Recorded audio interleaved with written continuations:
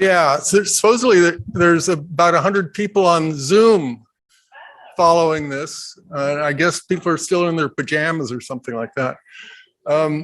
We have several people here that we would like to thank for this series of meetings. Calavo, Nutrien, Index Fresh, Westphalia, Brocon Nursery, Delray Avocado, Ag West, American Ag Credit, but also United Water Conservation. They've made this room available to us.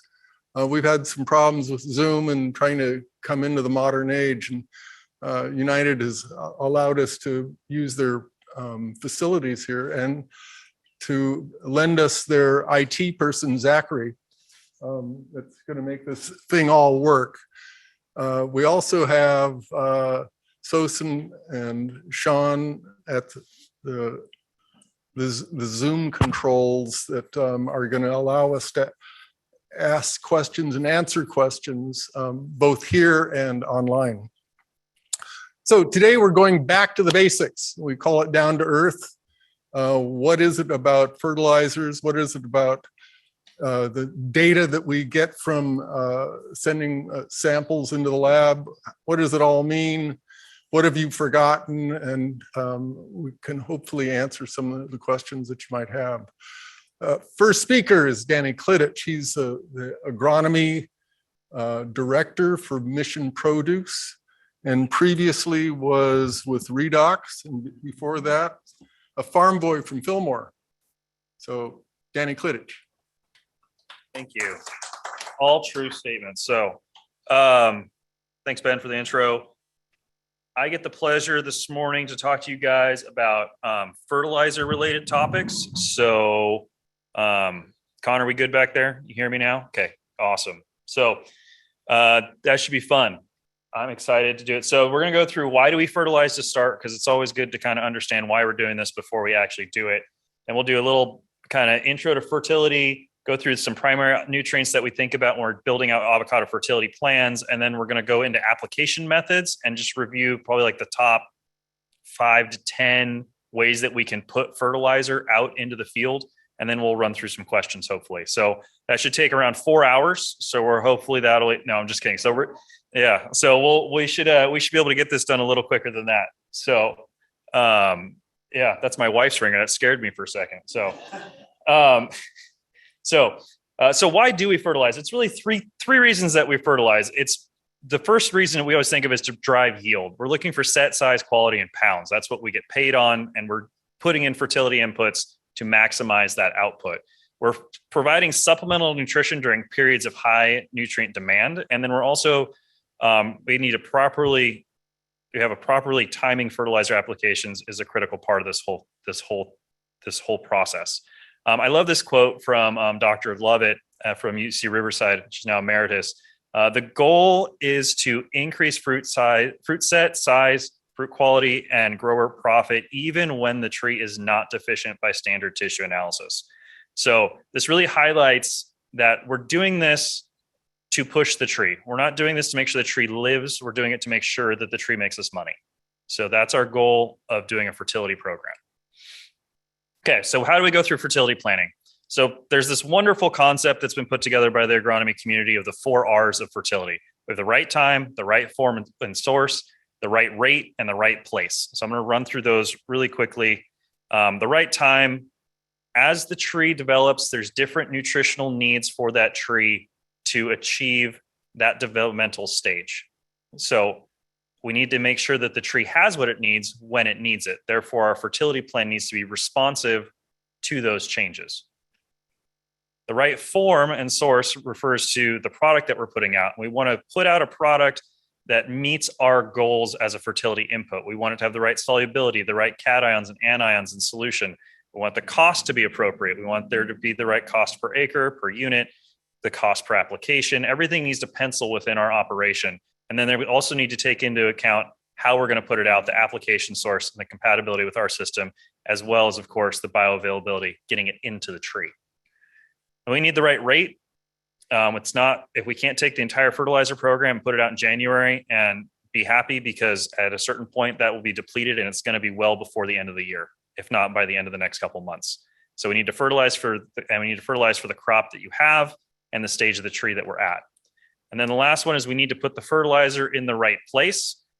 Putting the fertilizer in the driveway where there's no roots doesn't do any good. Also putting all the fertilizer, like this unfortunate person had happened in their orchard, on top of the trunk is no good. So we need to put the fertilizer in a place that then the fertilizer can be used.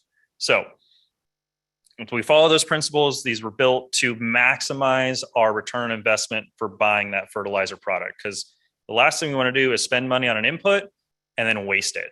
So we're spending money to make money. So we need to make sure that we maximize how that happens. So plant nutrition. Okay, so over the years, science in general has identified a whole bunch of different nutrients that are required for plants to grow. Most of them are present natively within our soils at a level that will allow the tree to live. Okay, it might not thrive, but it will live. The unfortunate fact is sometimes the tree needs more than it can pull out of the soil, or more than the soil will provide, or more than the soil has available, period. So we end up putting on additional nutrition. So here I put up just a list of, this is not an exhaustive list of essential macro and micronutrients. These are the ones that we generally run into in agriculture that we're thinking about, whether an excess or insufficiency. So I wanted to throw these up. This is a good point. Well, I guess I have that on the next slide. So let's go to the next slide. Okay. So it's all good to read the textbook about, we need to have nitrate and ammonium in the system, and we need to have some P2O5 around and some P2O4 and blah, blah, blah, right? That's great. But we really, in the real world, what we do is we buy products to put out, and the products have different names than boric acid. Well, that's not a good example, than sulfate or magnesium sulfate or something like that. So we're going to buy things. And I like to think of it by, see if this pointer, there we go. By, if we have nitrogen, there's a whole menu of products that contain nitrogen. I listed kind of the top 4 here. There's a whole menu of products that contain phosphorus, a whole list of potassiums, so on and so forth. This is by no means exhaustive. And we get into the micronutrients, it gets extremely complicated because there's a bunch of technologies that can be stacked on top of the micronutrients. So we're not going to go through the whole fertilizer market today, because that would be a silly waste of everyone's time. And we'll talk about more of that in a minute. But I wanted to throw this up here, just highlighting that I understand the fact that when you go out and buy something, you're not buying a specific nutrient. You're buying a product that has generally more than one thing in it, and we need to recognize that. So the reason we're not going to go through the fertility market is because I asked Agri-X a couple of years ago how many fertilizer products they have in their system. And they have 486 fertility products at this point in their system. So that's a lot of choices. Agri-X is a decent sized ag provider, but you go into the nutrient portfolio, it's even larger than this, right? So you have a massive amount of selections that can be absolutely overwhelming. So, and every one of them does something a little bit different and fits a little bit different need and was built for a specific situation. There's a reason that all these products exist, but there may not be a reason for that product to have a reason to be on your ranch. So that's what we need to kind of work through. Some general points here. Most conventional fertility products are salts. So salts in the chemical sense, we have an anion and a cation. That makes a salt when they're together. So we have ammonium sulfate is a salt. Zinc sulfate, I have a bunch of sulfates in my head. Potassium phosphate, all those are salt products, right? And when we think of salt colloquially within our head, we think salt, table salt, sodium, chloride. We learned that in high school. Okay. And I don't like sodium and chloride because it burns things, right? And we all have too much sodium or chloride in our avocado orchards. We're all very familiar with that. Same thing can happen with fertility products. If we put out too much of some fertility products, we can burn things. So that's just something we need to keep in mind as we're applying fertilizer. We need to make sure that fertilizer is going out in a way that we're not over salting the orchard. There's also, so too much salt can hurt roots. That's the next point. And then we're not going to dive super deep onto organic fertility products because they get very complicated, but organic fertilizers can be salts or nutrient containing compounds that may need to be broken down over time. So one of the complicated things about organic nutrients, and I wanted to make sure we touched on this during this talk because we have a lot of organic growers in California, is that organic nutrients, unlike most conventional products, have a release rate that is generally a lot longer than what we see on the conventional side. So we don't see the same type of growth response to organic applications. We rely a lot more on breakdown of that product. This is a great table from UC on looking at different, where's my, oh, there we go. Different nutrient sources for nitrogen, fish meal, feather meal, food hydrolysate, vermicompost, so on and so forth. And what you can see here on the bottom is we have days of incubation of leaching of nitrate, and then the percent of the total nitrogen that's actually in that product's released. When you see, if we just look at the end of that graph on the 80-day end, we're still looking at some of these products that haven't even released 15% of the nitrogen that's contained within that product, right? So if we're buying that thinking that we're going to put out that, in this case, I think that's vermicompost is that green line, and we're going to get some amount of nitrogen out of it, but we're really not going to see that in any short-term application window. We're not going to see a huge response from that because it's going to release a little bit, and then it's going to stay at about 15% of that total nitrogen that's been released. Eventually it will come out and be cycled and the tree will have access to it, but we're not going to see it as plant available nitrogen very quickly. So that's true for different nutrients within organics. They always do nitrogen because it's the easiest one. It's the one people care the most about in organics. It's the most expensive. So that's usually where the research is directed, which is why we have this beautiful table. But it's something to keep in mind if you're on the organic side, that when you buy a product, everything we're going to talk about today is even more complicated because you don't actually know exactly when that nutrient is going to hit those roots, because you're going to put it in the ground and then it has to rely on nature to break it down. And even then, sometimes nature doesn't have enough muscle to get it out in a time frame that we would generally accept as available for this season. So, all right, so that's organic. All right, so nitrogen. We're looking at nitrogen products. The reason we're looking at it is because nitrogen is really important for growth. It's a key element in DNA. It's got a lot of different functions within the plant. And we're really linking nitrogen applications to vegetative growth periods. We have lots of different products that we can choose from within that: UN32, CAN17, AN20, CN9, potassium nitrate, so on and so forth. And nitrogen is one of the main inputs that we're going to have in our avocado orchards. The next one is going to be potassium. Potassium is really important in nutrient transport as well as stomatal conductance, and also plays a big role in sugar transport, protein regulation, and lots of other fun things within the plant. But we're going to distill that down, and we're thinking potassium, we're thinking fruit sizing. That's when our potassium demand is the highest. That's also when we need the most potassium in the system. Everybody knows that avocados have more potassium than bananas in them. I don't know why everybody compares to bananas, but it's what we do. But we have a lot of potassium need to build fruit. So that's why we need extra potassium in the system during fruit sizing. This is a nice graphic that came also out of UC from one of Lovett's papers, I believe, a while back. Sorry if I've misquoted that one, but looking at, I clicked the wrong button. Okay, it didn't work. Okay. Looking at our main potassium needs are during our rapid fruit sizing stages. In this case, for this orchard, their rapid fruit sizing stage was from July through September. And then they had a very large fruit sizing from April the following year up through June. So it's not necessarily those months, it's the months that the fruit are sizing.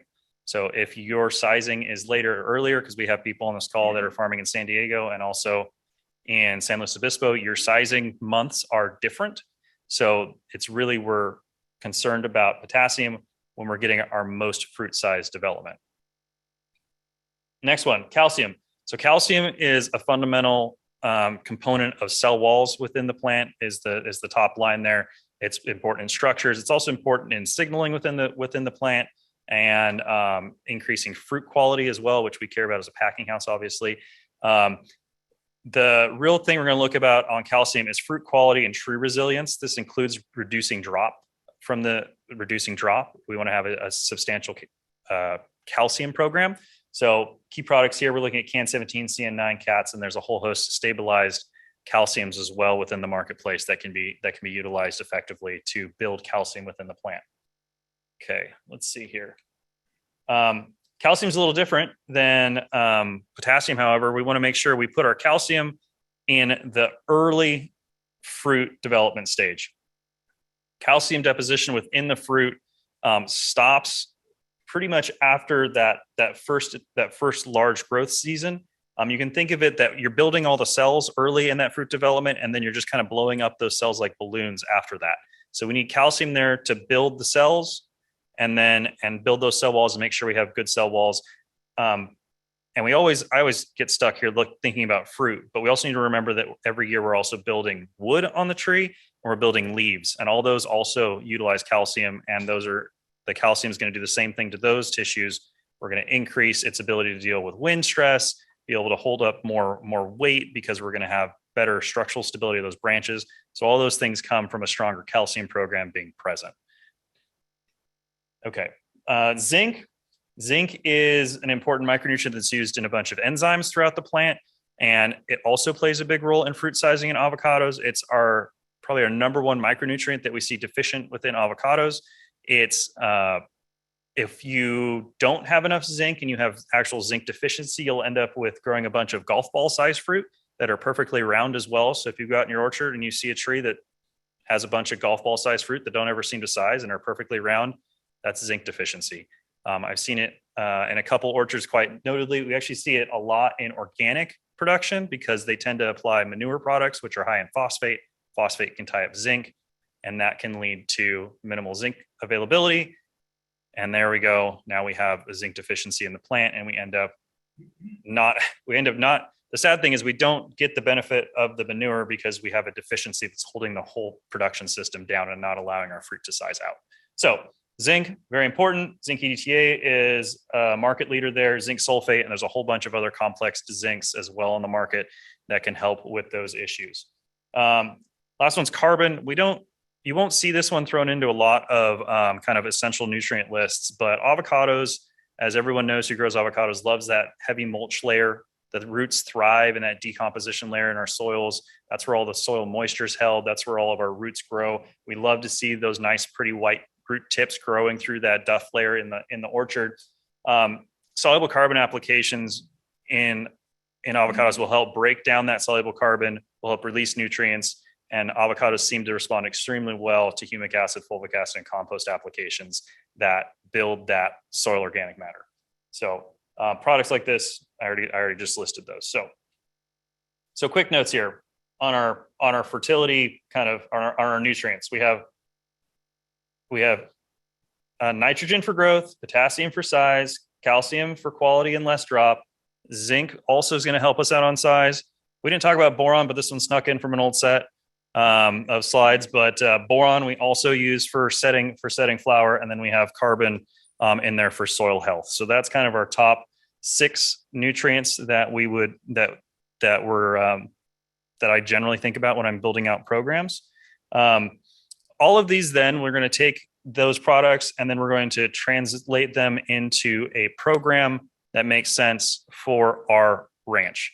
Now, we're not going to go through and build a whole program right now because, like I said, every ranch has its own needs and its own product availability and its own injection systems, which we're going to dive into a lot here in just a minute.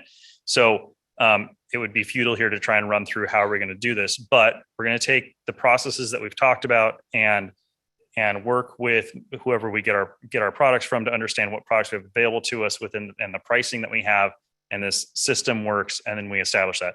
I provided this as an example. If you're here in the room, they're out there by the door where we walked in. If you're watching, they're available on the Mission website. Just search Mission Produce California, and it should pop right up on that page. This is a standardized program that we use on several of our ranches. We make some tweaks ranch to ranch, but this is kind of the base program we start with, and then we'll adjust it up or down or add or minus out of this one to kind of get to a program that we're actually going to use. So I wanted to show you this as an example of a real world program that was applied this year or last year, I guess. This was our 2022 program with a 2022 budget number on it of $875 an acre. Okay, so that's how much money we budgeted for fertilizer per acre. This used to be a $650 budget until last year, and then it turned into an $875 budget. I don't know what it is this year. We haven't double checked the numbers yet for this one and done an update on it, but that's kind of in the realm of where we've run product. So, and I'm happy to answer questions on that. I haven't even turned around. Are we good over here on questions? For nobody's okay. If anybody wants to answer a question, raise your hand, send in an answer. They'll flag me down, or send in a question or an answer, I guess. We'll go either way. and play it Jeopardy style. So it'll be good. Okay, so we've got this fertilizer plan.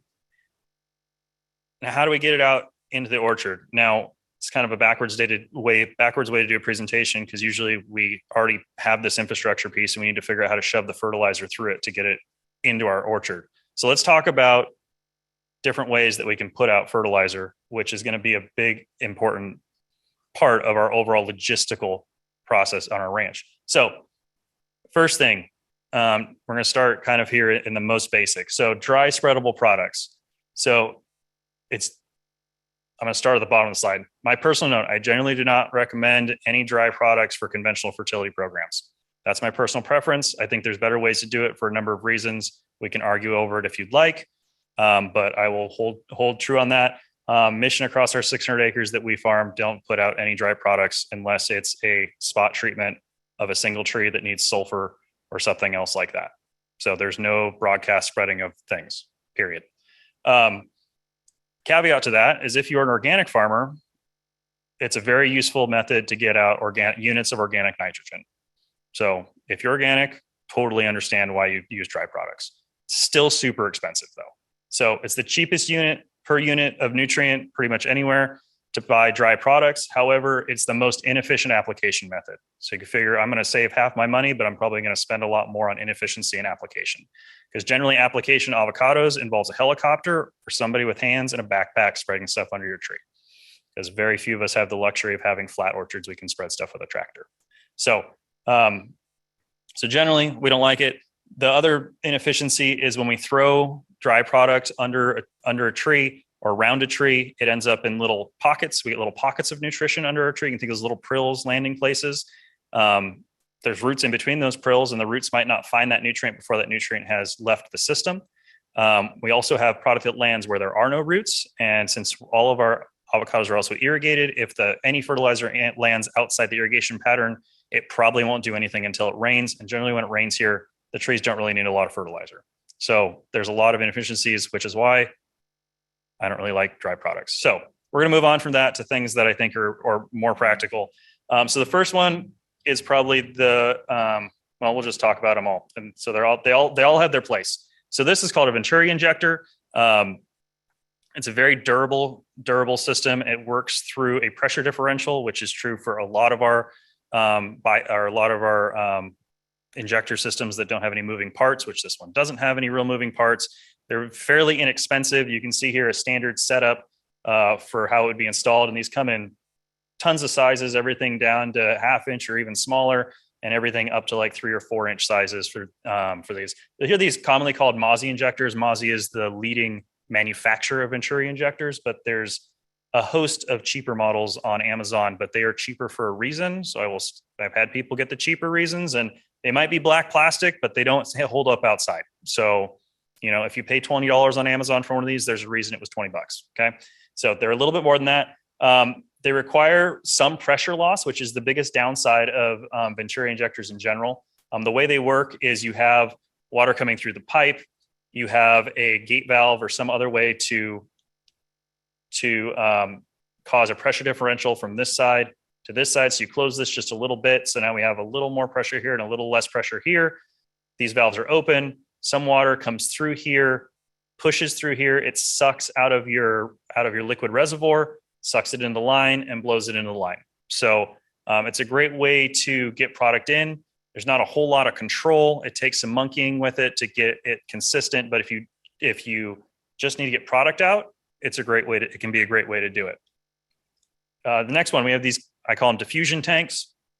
Works on a very similar system where we have a pressure differential across a gate valve or limiting valve of some type. In this case, there is a hose coming out here. You can see there's a valve in here somewhere. Right there, there's a valve. And this hose comes out, comes in here. I'm sorry, I'm going the wrong way. It comes in here. This is just a big empty tank that's a pressure vessel that holds pressure. So you take this lid off when the water's not on, take the lid off. Don't do it when the water's on. Take the lid off, dump fertilizer into tank, close lid, turn water on. Water flows in this side, out this side, takes a little bit of fertilizer with it as it goes and goes out into the orchard. So that's how this system works. I might have just done that whole thing backwards, but you get the idea. They have minimal maintenance. They can have some clogging issues. It's high labor though, because every time you want to make an application, you need to go dump something into the vessel. Requires pouring of products, which some of our products are acidic or basic and might have some worker safety concerns that we want to be cognizant of. One nice thing on this though is if you have water soluble products, you can dump water soluble products directly into the tank and it will solubilize and go in, so you don't have to pre-mix if it's a highly soluble like a potassium nitrate or urea or something like that. If you have something that's a little harder to mix up like potassium sulfate, it might not do as well in this type of system. So these used to be extremely popular. They're very popular on small ranches because you can put out a decent amount of fertilizer into a small orchard and with fairly minimal amount of things breaking or complicated valves or things to turn. So can be done. It's a nice option. The next step up from there, we start getting into things with moving parts. So we have electric diaphragm pumps. So these are just basic electric pumps that are hooked up. There's a whole lot of different ways you can hook them up. You can slave them to a well switch. So every time the well turns on or the valve turns on, the pump turns on. You can have them slaved and have a timer. So they turn on and then they shut off after 10 minutes or 20 minutes or 30 minutes. You can have them manual where you go plug them in and they run and then you go unplug them and they shut off. So there's a lot of different ways with your standard electrical setups that you can make these work. There's obviously different pumps you can buy to push against different pressures at different rates, depending on how big your system is. These are fairly common out in the field and can be a good value product. They have limited control, however, and they do break and require maintenance. So the diaphragms wear out. They get clogged sometimes. So there's everything with farming, we put wear and tear on our stuff, so we need to maintain it appropriately. That's the biggest downside I hear about these. Or you forget and you don't turn it on, or you forget and you don't turn it off. There's these types of things that can happen. So safeties are always good to have in place to make sure we don't oversalt our crop. Okay, pump offs or block injections. We see this a lot throughout agriculture where we have some type of, oops, I clicked the wrong button again. Some type of mobile unit. This is a trailer with a bubble on it that has a recirculating pump and an injection pump. This grower takes this around to his different blocks, injects them in, so they can take as much as they want and they can go around to their blocks and inject them in. It's labor intensive. You get a pulse of fertility. However, you have a lot of control. So we see this used a lot in areas where they want to make sure I put it out and it went in the right spot and it's at this block. And it's very useful if you're not really sure how your pressures work across your ranch or where the water's going, but where the riser is for that block. That's something that we see people utilize. And that sounds kind of funny to some people, but there's a lot of different situations out there. So, so actually this is probably one of the main methods that fertilizer gets put out in strawberries also is doing a block injection. You can also outsource your block injections type things with pump offs. There's a lot of service providers that will come out and do the exact same thing with their truck. This is nice if you don't want to deal with this and you just want to make a phone call and it happens. That service is out there in the market. Downside, it's a pulse of fertility. So you're getting a lot of fertilizer in one little shot. If you have really sandy soils, that can be a challenge where you leach your nutrients past your root zone. If you're trying to put out a ton of fertilizer, that could be way too much fertilizer in one shot. So there's some things to balance there, but this is also a very common and viable way of getting out fertility products. So now we move into things with even more moving parts. So these are the proportional injectors. So these types of systems, this particular one is a water flow driven injector. Big brands in this category are Dosatron, Mixed Right. There's several others. These units here are Dosatrons. That the way these work is as the water flows through, there's a piston that the water flow drives and it sucks up a proportional amount of your fertility solution as the water flows through the system. Nice thing here, doesn't require any power. You get a proportional injection every time depending on that flow rate. So if you open up a bigger block, you get more flow. If you open a smaller block, you get less flow. They have pretty decent flow ranges per injector. Fairly durable. They're UV grade. They're really nice outside units. They are slightly more expensive than some of the other things we've talked about, but it's a lot harder also to accidentally put out way too much fertilizer with one of these as opposed to something like a Mozzie, which these kind of look like a Mozzie. They've got a little hose coming out of the bottom of a thing that water passes through, but these do it much slower and are proportional to the flow rate every time. and require less adjusting than once you get with a Mozzie. So they are more expensive. They do require maintenance. They do have little parts that can break. However, they are generally repairable. That's that one. So we have the nice thing here though is you have minimal pressure loss. So this can go in a system and have minimal pressure change over this head. They do max out in kind of the amount of water you can run through them. So generally in large operations, you don't see these. However, there are ways to build big ones where you can use them in parallel and get more flow rate to go through them. This one was built to run about 400 to 600 gallons per minute through this unit because they didn't have any power where they wanted to do their fertilizer injection source. So this was not cheap, but this achieved the goal that they wanted to have proportional injection at their location.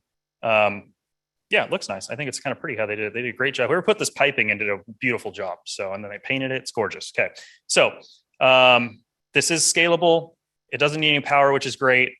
It has minimal pressure loss, which is great. A lot of people are dealing with on that fine edge of having enough pressure in the grove.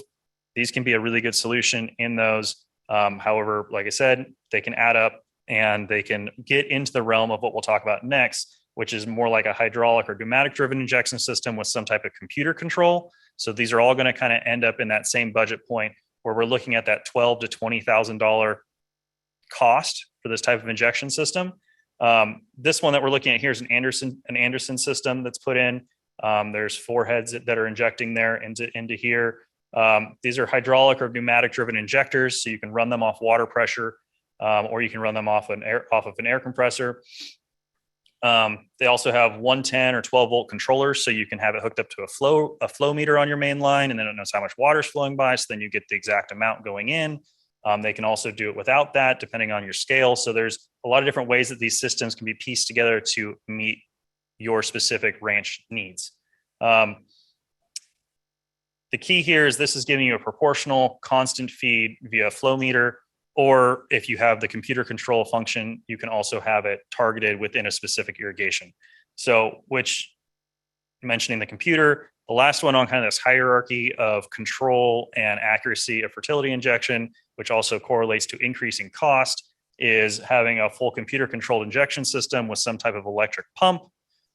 This is this is the highest level you can have a control. This specific unit then matches in with your irrigation timer. So then all of it is in one uniform system. So it knows when to put the fertilizer out on which block. You can set which block gets how much fertilizer, pretty much go crazy on fertilizing programming dreams, right? So high level of control, high level of flexibility, high level of accuracy, higher price point, more complicated. Okay. So this is this unit that we just installed at our Elkins development. This specific picture that we use out there. We have found value in these units for a lot of parcels. Maybe not this specific one, but there's a lot of different sizes, ranges, and designs of systems that do this same type of injection method. And that being said, if you are looking at doing a fertilizer injection project, we highly recommend you talk to an irrigation design company and that knows what they're doing and that deals with fertilizer, ag level fertilizer injection to get a system that's actually does what you want it to do. So they ask you the right questions, you have the right answers, and you have the right questions, and you get a process that does what you actually want. Because the worst thing to happen is to buy a system and then realize it's like 75% of the system you needed, and you needed 25% more, right? So it's and so we need a lot of these systems are custom built to farmer, and because every one of you has your own ranch and it's all a little different, right? And you have your own goals and your own fertility application methods, and all of those have to fit into the hardware that's on the market. But I think this was a decent review of kind of the general technologies out there. There's a whole bunch of other ones that we didn't talk about. Yeah. I want to say this one was like 25,000, something like that. That might not include the irrigation control half though. And then there's subscription cost on top of that, but that's like hardware and other stuff. Okay. And some of these pumps might be a little bit more, or probably a little bit more than that to start with. And it's going to depend on how big your block is. Because the pumps are one of the most expensive part on these ones. So these are like a Grundfos pump and they can be really expensive. So. The green guy, about $3,000 new. They're step motors. They're very convenient to use, even without a computer. That's moving inside the pump. The reason the step motor is so convenient, it keeps the full stroke of the diaphragm pump. It doesn't vary that like the pump. So the pump is always doing a full stroke. The motors are so controllable that that's what changes the pump. Very, very handy to use. So far, it's been a very good pump. Yeah. Perfect timing. Sorry for all the Zoom people. He was saying that, So many people. yeah, sorry, I'll just repeat for the people online. So the pumps that we have there, the green ones there, they're step motor pumps. So they're very efficient and they're very accurate. And in his experience, they've worked well for his system. This is our first time using this specific pump, but we've had similar reviews from other commodities that we've talked to that have really enjoyed the reliability, and they're easy to work on too, is what we're told. So, okay. So that's how we get in. Now, I'd be remiss to talk about putting fertilizer in with also usually in very close proximity to our fertilizer injection, there's this thing called a filter. And filters are incredibly important in our management system, unless you love unclogging sprinklers. If you love unclogging sprinklers, get rid of the filters. You don't need them. Just use those sprinklers as filters, because we know we don't want any of that sand to get out into our field. We want to make sure it all stays in the sprinkler. So if you don't want to unclog sprinklers, you need to have a filter in your system. And there's a bunch of different filters on here. So I'm not going to run through the filters like we just ran through on all the injection systems, because there's really only a few choices. And why do we put out a filter? We reduce clogging, we increase distribution uniformity, we increase the life of our irrigation system. And upgrading, and I wanted to really highlight this, upgrading filters can in some cases increase water flow rates and reduce water loss and labor from flushing issues. So we had this on our personal property, that we had an older unit that Grandpa put in, and our whole system was still running through it. We built the system up over time, but Grandpa's unit was still there. When we took that out, we went from irrigating, we had like 8 or 9 blocks that we'd irrigate. We were able to now do half the property in one go and half in the other go, just by upgrading our filter system, because that was our constricting point that was reducing flow rate. So over the years, filter technology has really expanded and allowed to really, really maintain pressures and flow rates through the filters, even under load from sediment or other things in the water that shouldn't be there. So there's a lot. What I guess I would push most people to is some type of auto flushing filter. They're not cheap, but they're, in the long run, they're cheaper than paying somebody to go out there and pull membranes, rinse them out, shut off the irrigation, do the whole thing, put it back in, because we all know that project gets pushed down the list sometimes because it's kind of a pain in the butt to do. And having an auto flush system saves a ton of money in the long run. They come in tons of sizes. This was a little one that was on a 2-inch system. This is an Amiod setup that this particular grower had. It's great. Once it reaches a certain pressure differential across the filter membrane, it flips the flow, runs it through a flush valve. It actually has a pressure washer type unit that runs to the inside of the filter, blasts all the stuff off of it, sends it out the flush, flips it back around, and the water keeps flowing. So you have minimal interruption to your irrigation, and your irrigation keeps flowing, and you're not flushing a ton of extra water trying to get that stuff off the filters, off the filter screens. So, yeah. And then the first picture there was of a, here, I guess we can go back. This is a larger unit that's Filtomat, also by Amiod. Same thing, but they come, I just want to put that in there, that they come in all different sizes. Even having just a passive screen filter, Y strainer type filter in your system should be a bare minimum. We've seen that in a couple pictures so far.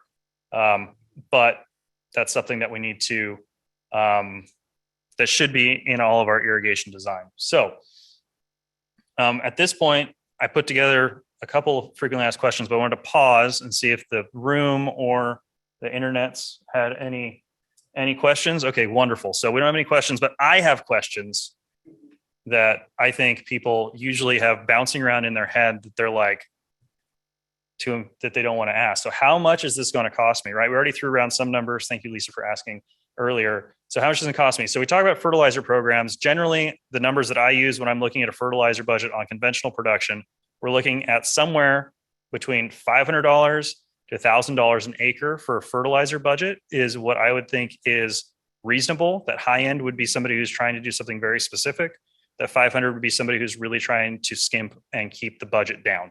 But with current fertility costs, that's what I think should be where our industry should be on avocado inputs for keeping our orchards moving. As you can see, we've opted for that kind of that mid range, 750 to 850 was what we did. But before we're kind of that 650 range, obviously prices change, so it's hard to put that out there. But in the current market, it's a big window, but that's where it would be. We talked about the fertilizer. Fertilizer injection systems, we're talking, you can do it for $300 with a Mozzie and some parts that you go get at the parts store. Or you can go upwards of 25, 30 grand. And it's all going to depend on how big your operation is, how much control you want, how many injection sites you have to have, depending on your plumbing that you have on your ranches and things like that. So, and for those, I highly recommend, like I said, go talk to an irrigation provider that brokers these things or sells these things that can actually build you a system that does what you want. Of course, we're happy to walk you through that if you need it. Is there a specific month to begin my fertilizer program? Especially this time of year, people ask this a lot. The general take that we have on this is if the tree is growing and actively metabolizing and respiring, i.e. we're irrigating, then there is some potential for uptake of fertility. However, the colder the soils, the colder the weather, the less efficient that application is going to be. So when you start, you're trying to weigh, do I need nutrition out there? How inefficient is this going to be? Is it going to be gone before the tree actually gets it? Or do I really need to put it out there? So that's where we're at. So the classic rule is you wait until the soil heats up above 55. Is that what we're saying? 55 heats up above 55. That's when the biology wakes up. That's when the nutrition starts cycling. That's when we start seeing some root growth. However, we are moving water through the tree before that. And if you have a fertilizer that is soluble, it will be solubilized in that water and taken up by the tree and can be utilized. So, but it will be less efficient than when the soil is above 55. So that's what we're balancing. So that's some years the ranch looks like it needs it. Some years it doesn't. And every ranch is going to be a little different. So that's a really wishy-washy answer on when to start fertilizing, but I think it gives you some guidelines of how and when to start if you want to. Starting fertilizing in June is too late. Stopping fertilizing in August is too early to stop fertilizing. Okay. So the flip side of this question is, when do I stop? You stop when it gets cold. That's when the tree stops doing things. That's when we're done stacking away nutrition for the next year. So stopping fertilizer should stop when it gets cold. Okay, so how much are micronutrients like iron, zinc, and Fosgard going to make an impact on my tree health and / fruit size? The fruit price is constantly rising. Are these nutrients a necessity? So this was a question from a year ago when prices were going crazy. And the answer here is every fertilizer product we put out needs to show a return on investment. Otherwise, we're just wasting money, right? So if you are putting out a product and it's not working, then try something else. It also may not be the fertilizer's fault that it's not working. The very frustrating thing, and I'm sure this will be part of Ben's talk later, with fertilizer is generally when we're looking at a fertilizer program on our right hand or in our left, whichever hand you're writing with, you're writing what fertilizer you need. In your left hand, you've got your tissue report from the year before going, how did I do? What is this? The frustrating thing is, I'll steal part of your thunder, I'm sorry here, is just because the tissue report says you're low on nitrogen, the answer is not always put out more nitrogen. Because if you don't have any roots out there, you will be low on a lot of nutrients. And putting out more nutrients won't help because you don't have any roots. So you need to have a healthy overall system for your fertility products to work the way that they're supposed to. So that's another thing that makes it complicated as growers, is we're not just looking at single faceted decisions. We have these multifaceted decisions within the orchard to make sure that we can achieve these goals. So for example, if I have root rot, I don't have any roots, putting out zinc is probably not going to help because with my fruit size, because I don't have roots. But putting out Fosgard or Foscheck or one of the other phosphite products will help me get some root growth back. So my biggest return on investment is going to be into phosphite. Now, if I don't have any root rot in my orchard and I put out phosphite, I may get a minor biostimulant response out of that product, But if I have a zinc deficiency, I will not see any real improvement from that biostimulant response because I don't have enough zinc in my system. So putting out a zinc product will show me my biggest return on investment. So every single one of these is going to depend on your orchard. And that's very frustrating because I can't just tell you what to do, but that's how this works. We have multifaceted problems that we need to solve within the orchard to maximize our return on investment. So blanket programs are great for reference. I do not guarantee the fact that that program that we showed earlier will for some reason make 15,000 pounds an acre, because if it was that simple, everybody'd have an avocado orchard, right? So it takes a lot more than a fertilizer program. Okay, which gets me to my next slide because I jumped ahead. We just talked about fertilizer. And I worked for a fertilizer company for a long time. And fertilizer is like not near the top of your priority list in avocados. I'm just going to throw that out there right now, right? So our goal here is to have yield long-term, right? That's our goal as avocado farmers. We get paid on pounds. So we want to have pounds. The biggest influencer on pounds is irrigation. So we need to have our irrigation straight before anything else. Mother Nature plays a big role, but I'd even argue that irrigation comes before Mother Nature in a lot of ways. If you're growing in a halfway decent area along the California coast that we can actually have trees, irrigation is going to be your biggest thing that you can control that's going to make a difference. I saw a hand.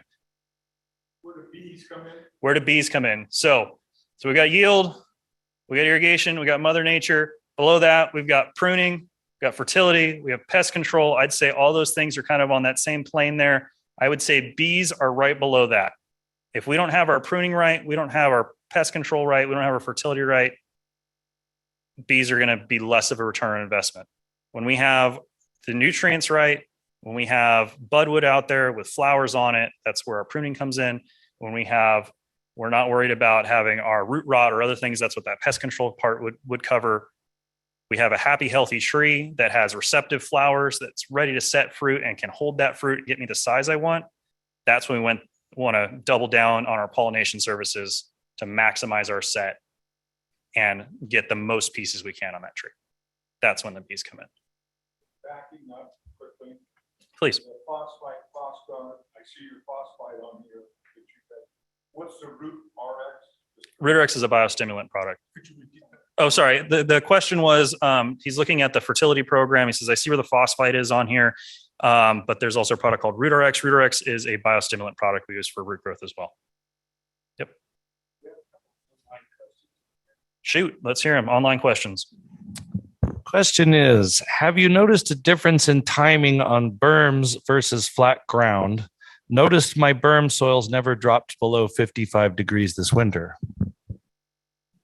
Well, yeah, the reason we berm things up is because we do generally see the temperatures stay warmer in berms, which gives us better root growth and better tree growth early and late season. So yeah, in those cases, that is why we berm, and absolutely berms usually wake up a little earlier than flat planted trees. So yes, we would start there a little earlier. Another question is, are air applications for any of these products recommended, i.e. zinc? Okay, so foliar application with avocados can be very challenging and debated, especially with zinc specifically. The general advice would be you need to have receptive tissue out there. The floral tissue and early bud development tissue is very receptive to foliar nutrition generally. And then that new red growth that we see, that new red flush, can also take up some foliar nutrition. I will say there's not really.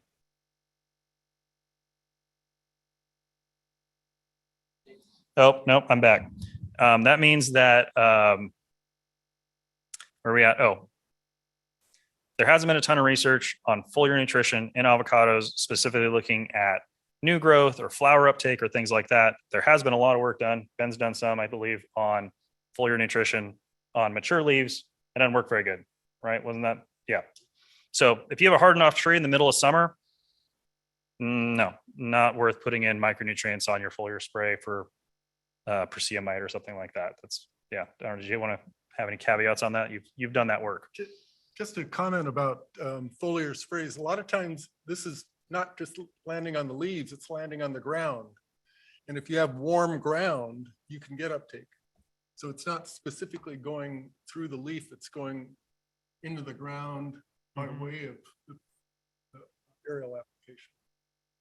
Good point. It will eventually make it down. Yeah. Okay. Good. Yeah.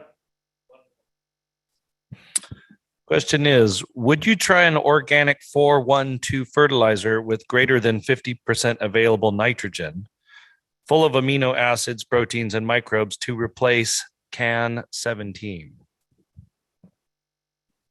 Is that like a personally? I can answer personally and generally. Personally, no. As outlined earlier, the release rate on something like that is going to be much harder to control. And then there's generally also some more complicated handling that can come along with that. And the cost generally also is going to be substantially higher for that 412 over a product like CAN 17, especially when we're trying to apply a unit for unit nitrogen type application. There's, like I said earlier, this can be very debated on nutrient availability, and we don't want all the nitrogen at one time. So having an organic source is more like a slow release fertilizer. But what we saw earlier really depends what source you have on what rate that nitrogen is going to come out of that product. And some of these products don't have less than a 15% efficiency rate. Amino acids, proteins, things like that generally have a much higher efficiency rate, however, also generally have a much higher cost associated with that higher refinement that they have to put into building that product. So for example, there's a lot of soy proteins on the market and other protein products that are highly refined that have over 95, 98% efficiency of nitrogen applied.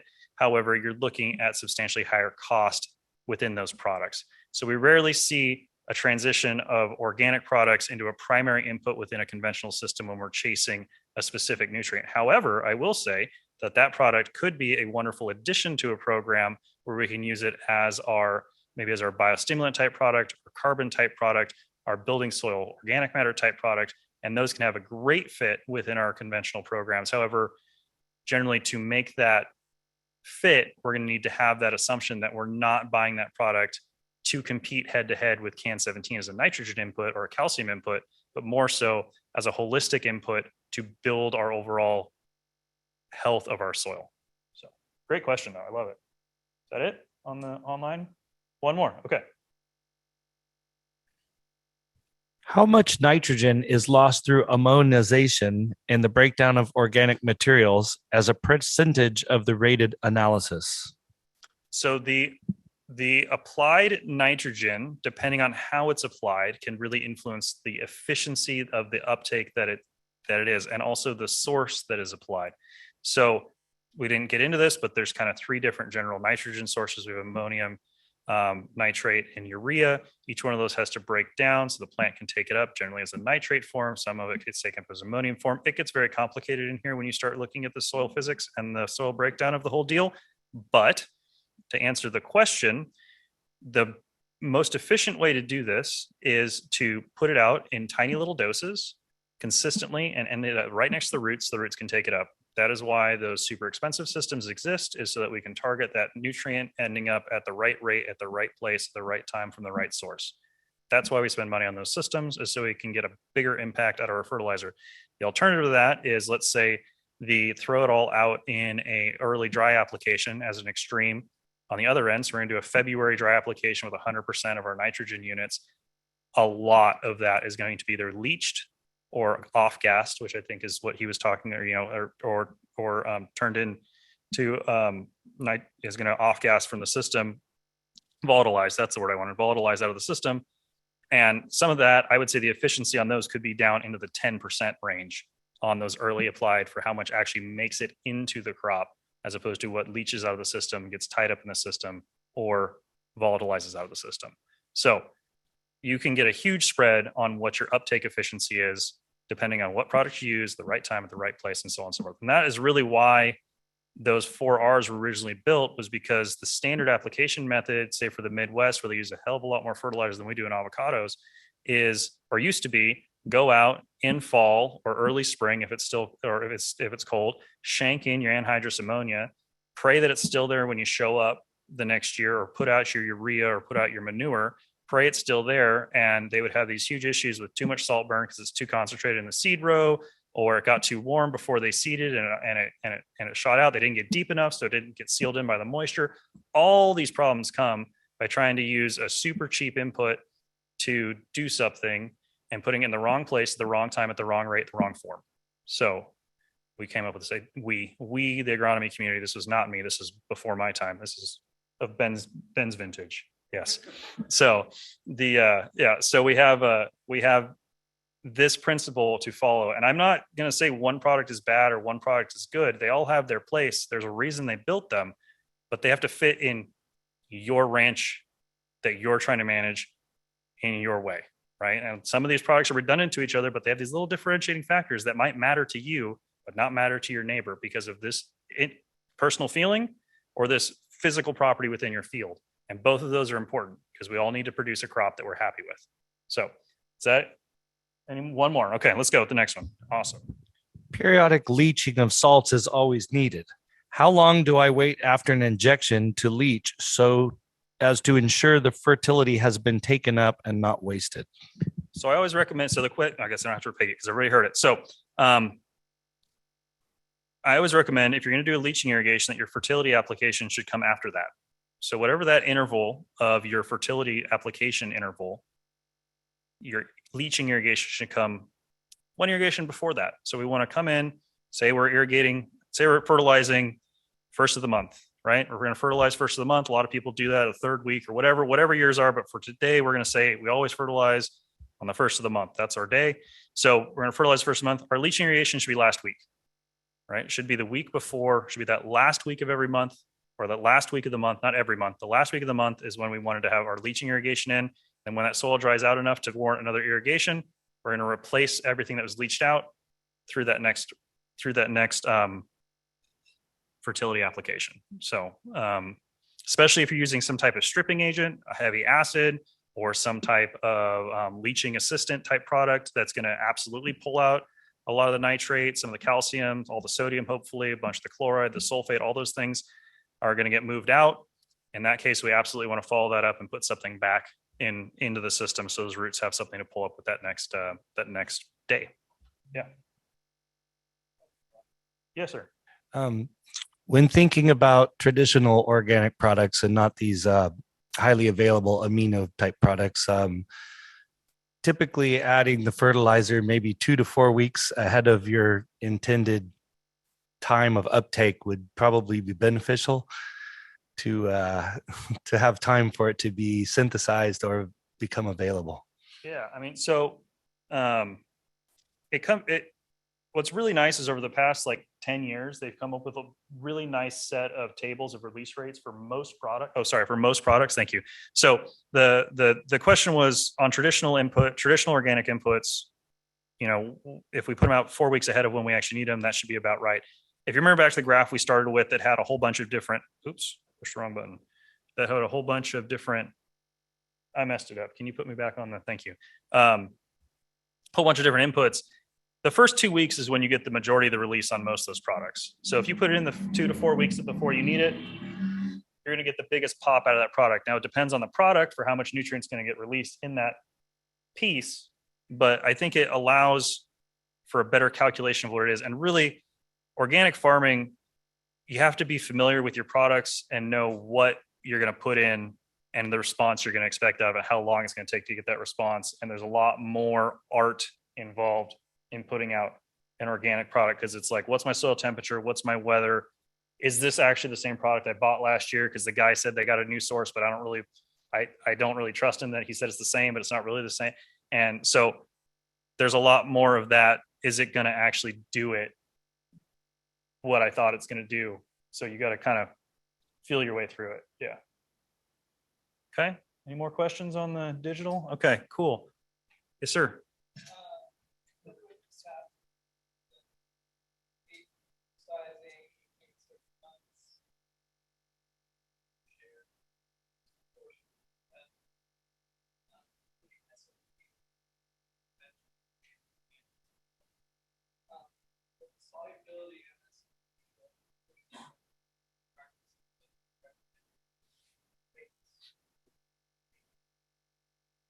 Yeah. So his question is specifically looking at SOP and how to get it out. There's some solubility challenges with SOP. It's a mined product. It doesn't like to stay in dense solutions. So you have to, generally it's being solutionized at the ranch to get it out.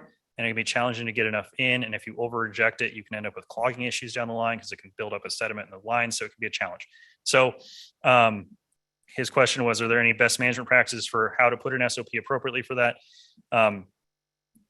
Slow, light applications of SOP is the best way to do it. Maximum agitation in your system. A lot of people have old ag solutionizer machines, gypsum machines sitting around the ranch that they haven't used for a couple of years. Those are phenomenal for putting out SOP. They used to be used for gypsum. SOP is actually a little bit more soluble than gypsum, actually substantially more soluble than gypsum. So that type of technology for gypsum type application can really make SOP application go a lot smoother. SOP is potassium sulfate for those of you that aren't familiar with it. Don't get sold MOP, which is muriate of potash, which is cousin, the dirty cousin of SOP. If you buy SOP, don't get MOP because that's potassium chloride. Avocado trees don't like chloride.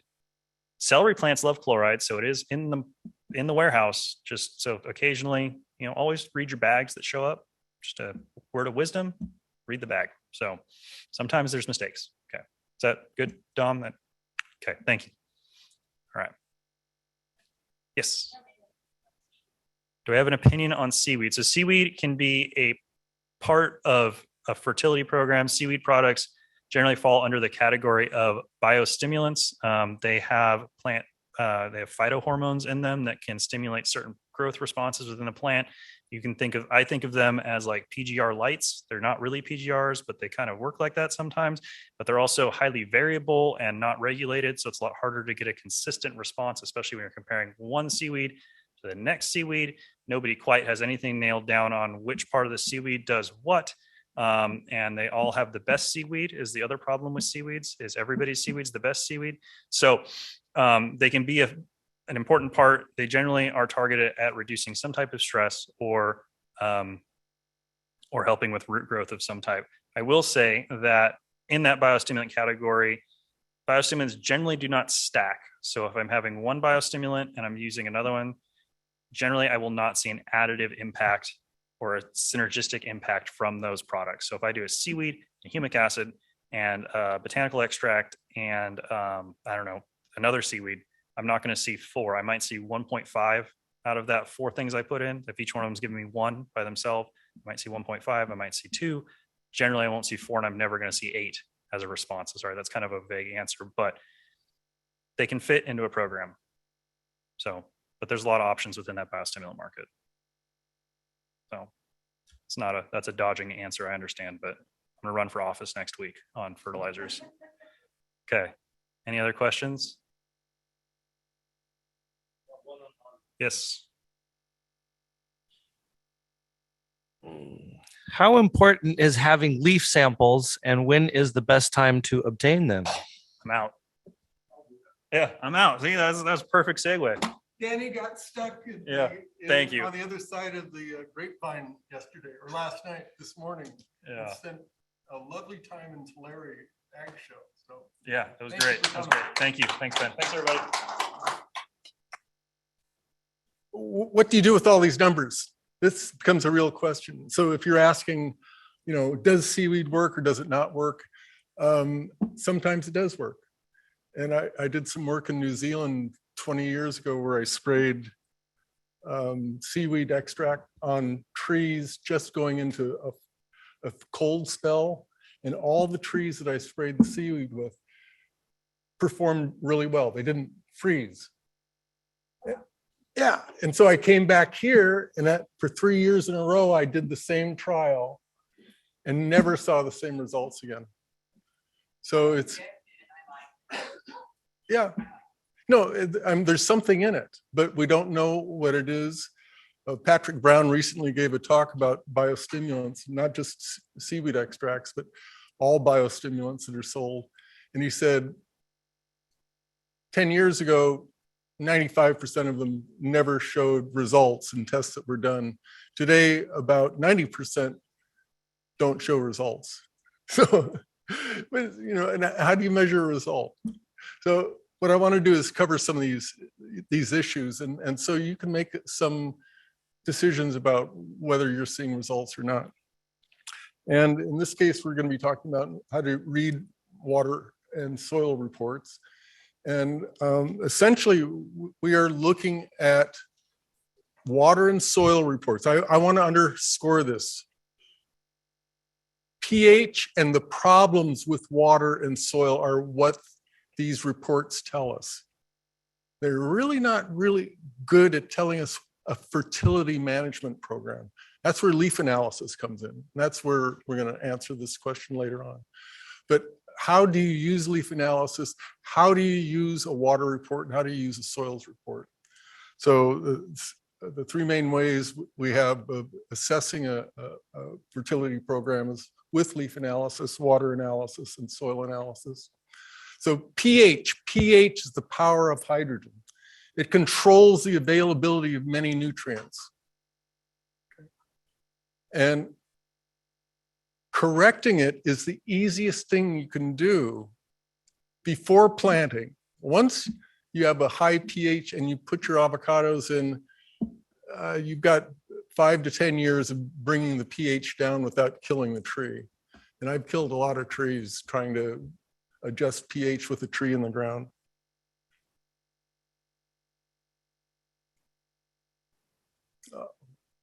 So before you start looking at your report, just look at the tree.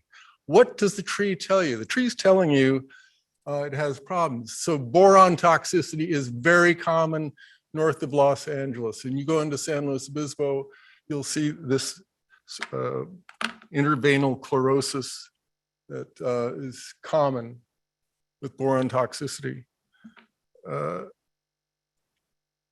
Zinc deficiency. I mean, it's pretty darn characteristic. Danny pointed out that you get round fruit. Well, you get these shortened internodes, small leaves. You correct the pH and zinc becomes available. The point was made. You correct the health of the root system and your zinc is taken up. So you're not just looking at one problem, you're looking at an integrated approach to a problem. Oh. Most macronutrients show up on, it's out of control. back, there. Most macronutrients show up on older leaves. Okay, so the point was made that if you're trying to correct nitrogen deficiency and you've got cold soils, it's not going to happen. And we get a condition here called winter yellows, where you can put as much nitrogen on and the tree's not going to turn green until the soils warm up. And it's just because the tree has gone through what's called a quiescent period. It's just asleep and it may actually be able to take up nitrogen going through the water system that runs through the tree. But the metabolic activity of the tree is way down because it's sitting there in the cold air and it just wants to sleep. So trying to correct some of these problems when the soils are cold just doesn't work. Toxicities show up on older leaves as well. So nitrogen and potassium show up as deficiencies in old leaves. Toxicity show up there too. This is where the boron toxicity, salt damage shows up here. This is where Botryopsferia, the Dothiorella diseases show up. So you have to learn to distinguish between a toxicity in these older leaves as well as the deficiencies of nitrogen and potassium mainly. Okay, so the point again was made that irrigation is probably the most important activity you do in the field. And every time you irrigate, you're putting on salts. And you've got to have some idea of what you're going to do with the salts, especially in years where we don't have rain or we have very little rain. So we've got water that has salt in it. This is in the soil as well. It's in our fertilizers. If you're in Goleta, it's in the ocean spray. So You know, it's in the air, it's in the soil, it's in the water. Salts are the nutrients that feed the plant. So the main salts we're concerned with are the TDS salts of calcium, magnesium, sodium, which is toxicity, generally speaking, chloride, and then the large amounts of salts that have accumulated, we call it total dissolved solids or total dissolved salts. Okay, so again, a soil and water report is telling you problems. It's telling you, do you have a problem with pH that you can correct it with the water? Do you have a problem with the soil pH that you want to correct before you do planting? If you do have a high pH in the soil, you can slowly bring the pH down so that iron and zinc, manganese and copper become available. You got to do it slowly though. They tell you about the total salinity that the tree is seeing, the chloride specifically, the sodium specifically, and the boron. Now, we have some of the weirdest waters in the world right here. And that's because we have some of the most diverse soils in the world along the coast north of Los Angeles. And so a really important property of soils and waters measure called the sodium adsorption ratio. And it's the relative amount of calcium and magnesium in the soil or water relative to sodium. And so you can actually have a very, very low sodium content and a very, very low salinity. But if the SAR is high, if there's more proportionally sodium in the water, soil than calcium, magnesium, the plant will have problems too. Okay, so here's a general rule of thumb that works for both soils and water. And that's when you have 1 part per million boron. And again, this is true of avocados, it's true for lemons, it's true for cherimoyas, it's true for coffee, it's true for tea.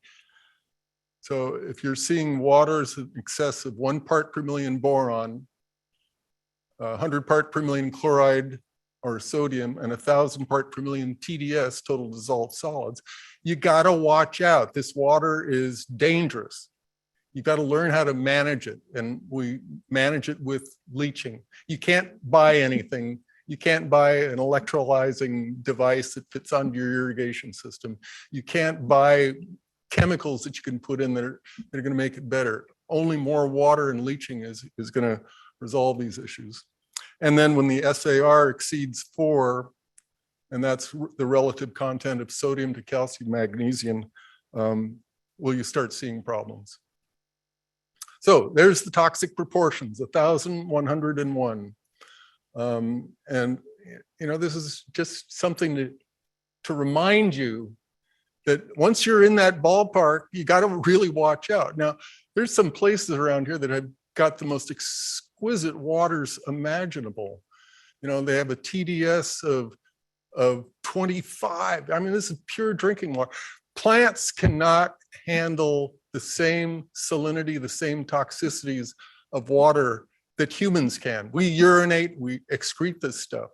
Plants can't do it. They excrete it by slowly causing their leaves to get tip burn, and then they drop the leaves. So plants actually need a higher quality of water than human beings. Okay, this is terrible. But basically, we're looking at water quality as having an impact on not just plants, but on the irrigation systems.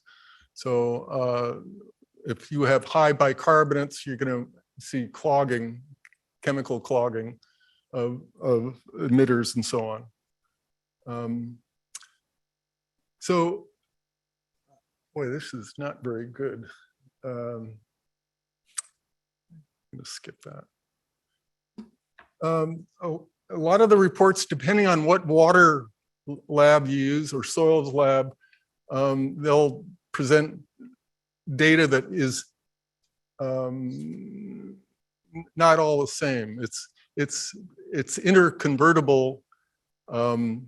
Sometimes they're presenting it as what are called milliequivalents, or parts per million, or milligrams per liter, but you can easily jump around amongst these different units.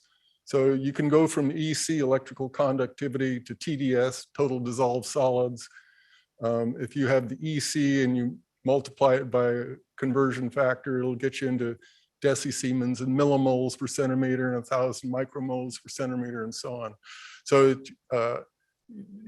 you just learn what units the lab is using, and you can easily convert amongst all the different labs. So, boy, oh boy. This is the water report for Ventura City. And it's a whole bunch of numbers, and it runs on radon and E. coli, and then only down here do they start giving chemical properties of the soil. And they'll run pH and sodium and chloride and so on. That'll give you a sense of the chemical properties of the soil. In general, in agriculture, we're not all that concerned. Well, in tree crops, we're not all that concerned with biological activity of a lot of our waters, like E. coli. This is a water report that comes from Soil and Plant Lab down in, I think it's Orange County. And so this is measuring in units of parts per million for calcium, magnesium, and then they convert to using part per millions here for the micronutrients. So they're going from one set of units to another, which is kind of screwy. But here's the same report, just broken down. Oh. And so they were reporting nitrogen, phosphorus, and potassium as parts per million, but then they're reporting the calcium, magnesium, and sodium as milliequivalents per liter. And you'd think that a lab would use one set of units over another. And I've always thought this adds to the mystery of soils and water reports. So the sodium is listed as 11 milliequivalents per liter, which you can convert to parts per million, which is 252 parts per million sodium. Same thing for boron, the same thing. You can do the same thing for the sodium absorption ratio. So the thing to remember is that all these units are interconvertible. Here's another one. Again, it's confounding to see all these numbers on there, but if you just start looking at the boron, the sodium, the chloride, the SAR, and the total salinity and the pH, okay, from that report, the pH was 7.5. The boron was 1.7 part per million. Okay, remember I said when it exceeds 1 part per million, this is a problem with boron, so you're gonna have to do some leaching. The chloride was actually not reported on that report, so you don't know what it was. The sodium is 169 part per million, 1,101, so it's exceeding the 100 part per million. So this soil is gonna have some problems, and it's largely because the sodium is exceeding 100 part per million and the boron is exceeding 1 part per million. Okay, here's another lab report. Soil analysis comes out at 6.7 pH, which is pretty darn good for avocados. It's interesting, I once said that there are no acid soils in Ventura, Santa Barbara, San Luis Obispo County. Somebody brought me a Nipomo soils report that had a pH of 3.5. So you get these really weird soils out here. But generally speaking, soils along the coast north of LA have pHs close to 7, 7.3, 7.4, 7.5, even higher. Okay, boron is running 0.27, which translates to 2.97 part per million. A problem?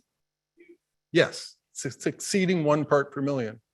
Sodium, 1.4 milliequivalents per liter, which translates to only 32 part per million. So you've got a high boron and a low sodium, and the SAR is really low.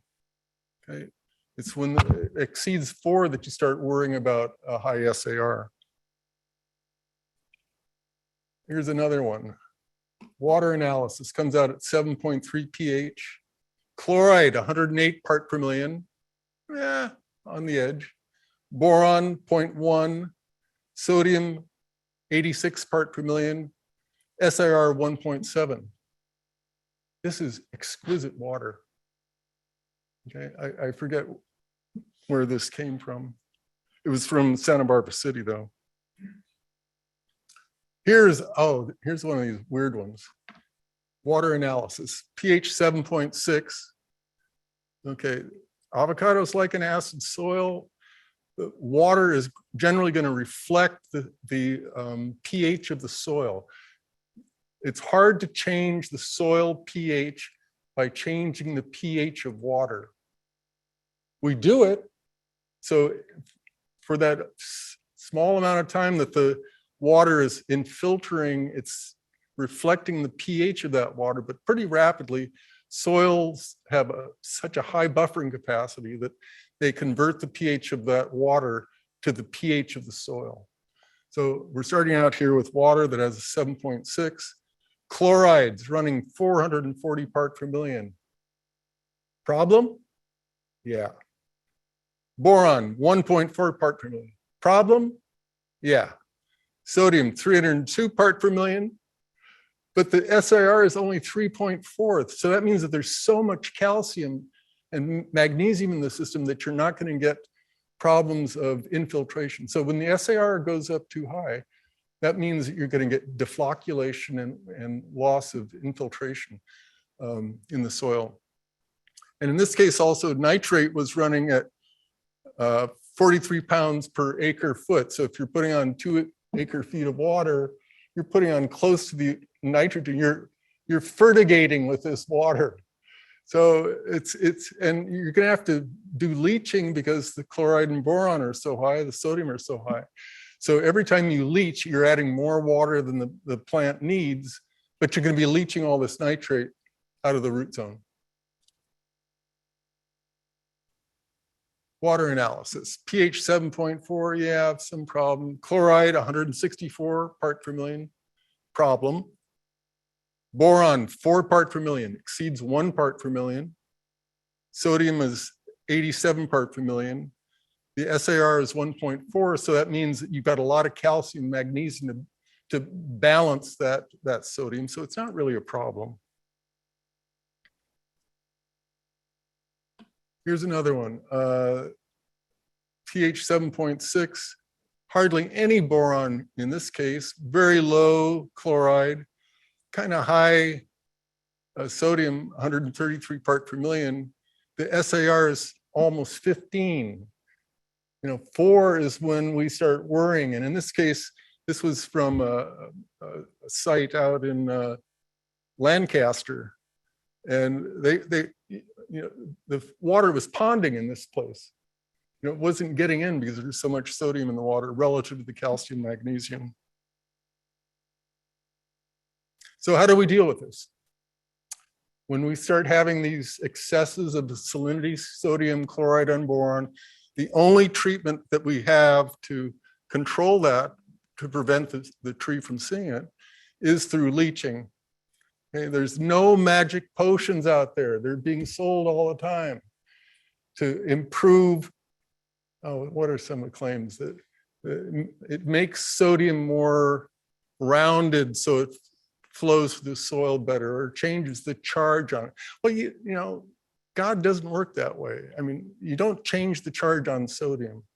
So there really are no amendments out there that can really do this other than an amendment of distilled water. So we've got 2 types of leaching. We have a maintenance where at every irrigation you put on a little bit in excess of the water requirement in order to leach.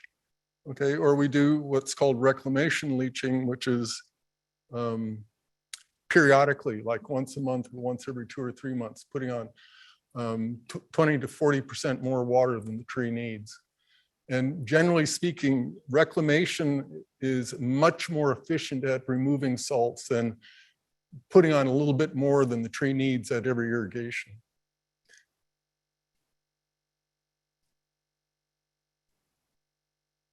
So when we have no rain, the salts accumulate in the root zone and we end up with stem and leaf blight. This is a very common problem last year when we didn't have any rain. And that's, these are fungal infections that are brought on by water stress, lack of water or too much salts in the root system. And the only way you can avoid this is through improving the leaching, okay, or adding more water than you think you're adding. And one of the problems that we have is our irrigation system. So this is the soil salinity from the emitter out 10 feet away from the emitter. And this is the depth of infiltration of the water. And the different colors that we see here are the different salinities. So the further away you are from the edge of the wetted pattern, the more salt accumulates. So this happens with all micro sprinklers. And sometimes it's a different pattern out there, but it's a common problem with all micro sprinklers. Okay. Drip tends to have nice fringe of salt. It's not so much of a problem actually. And so these inline drip systems where double line can be really quite effective at dealing with high salinity waters. Okay, so here's a question. Does gypsum calcium sulfate correct soil pH? Hands up, hands down. No opinion? Okay, gypsum doesn't affect soil pH, just adds calcium and sulfate. It adds more salt. So you have to have a sodium dominated soil to have any effect. Okay, so this is a really commonly misunderstood idea of what the effect gypsum can have on soil. It doesn't affect soil pH. It can change the SAR, the sodium absorption ratio, by improving the calcium level relative to sodium. Yeah, let's do it.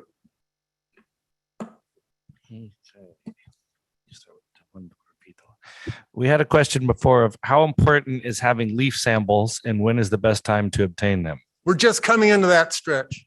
Okay. Hang on, yeah, hang on. Okay. How do you leach nutrients that you have too much of in your soil, but it is also in your water source? For example, your soil has high salinity levels, but so does your water. Well, that is a problem. And avocados are just so sensitive to salinity. And with every year is different. And you can get a soil tester for chloride and salinity, an EC meter. And you can run your water for 10 hours, 12 hours, 14 hours, and take your EC meter and go into the midway of the wetted pattern and look at what the electrical conductivity is. So that's the measure of salinity. And so that is with your water in your soil. And generally speaking, if you can keep the EC, you say you have a high water salinity, a high soil salinity, if you can keep it around 1,000 parts per million. 1,000 parts per million doesn't say you can't use that water. If you don't have water, you can use that. You know, but it just means you have to be really religious about leaching. And so you're trying to be in that range of about 1,000 parts per million in that mid-range of the wetted area of your the micro sprinkler. Any others? How soon after a good rain should one irrigate to leach soil? Oh, good question. That's what we pray for rain for, to leach those salts. And I just had a soils report that was taken February 6th or something like that. And they were asking about putting nitrogen on because the nitrate level was something like 3 parts per million nitrate in the soil. And they said, oh, it's so low. Well, that's what rain does. It leaches it. And then slowly the organic matter, all these amino acids and proteins break down, release nitrogen. And as soon as that soil warms up, boom, it'll be back up to 20 parts per million. So irrigation is a necessary evil. Rainwater is good when it's not causing landslides and flooding and stuff like that. But the longer you can avoid irrigating with poor quality water after rainfall, the better the tree is going to be. Does that make sense? Yeah.